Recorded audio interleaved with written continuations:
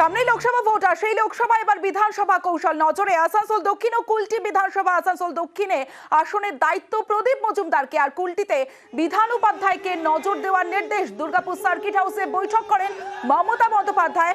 আবির ঘোষাল রয়েছে আমার সঙ্গে, আবিরের সঙ্গে কথা বলবো। আবির, কৌশলটা ঠিক কি? দেখা যাচ্ছে যে দুই লোকসভা পাশাপাশি রয়েছে, যেগুলোতে বিজেপির তরফ থেকে প্রচারে জোর দেওয়া হচ্ছে এবং দুটোই 2019-এ বিজেপি জয়লাভ করেছিল। 2022-এ যদিও আসানসোল যে লোকসভা কেন্দ্র, সেখানে উপনির্বাচন হয়, তৃণমূল কংগ্রেস জয়লাভ করে। যদিও এই জায়গাতে কোনোভাবেই কোনো আসনের ক্ষেত্রে ছাড়তে রাজি নয় হচ্ছে তৃণমূল। যদি দেখা যায় 2021-এর ফল, তাহলে দেখা যাবে যে এই জেলাতে দুর্গাপুর পশ্চিম, অন্যদিকে হচ্ছে আসানসোল দক্ষিণ এবং কুলটি, তিনটি জায়গাতে বিজেপি জয়লাভ করে।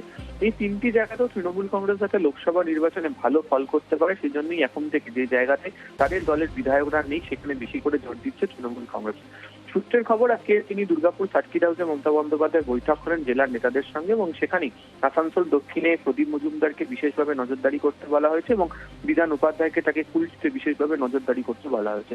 একই সঙ্গে বলা হয়েছে জেলার সমস্ত নেতারা, তাদের মধ্যে যেন কোনো দূরত্ব তৈরি না হয় এবং তারা যেন এখন থেকে পুরোপুরিভাবে সক্রিয় হয়ে যেন ভোটের প্রচারে বা রাজনীতির ময়দানে তারা যেন থাকেন, সেই সংক্রান্ত বার্তাও তিনি দিয়ে রেখেছেন।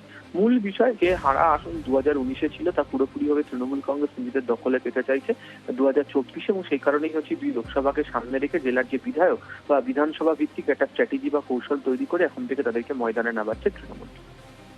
বেশ, মাননীয় মুখ্যমন্ত্রী আমাদের জেলায় এসছেন, আমাদের কর্তব্য দিদির সঙ্গে দেখা করা। আমরা দিদির সঙ্গে দেখা করেছি, দিদি বার্তা দিয়েছেন লড়াই করে জিততে হবে, ব্যাস আমরা জিতবো।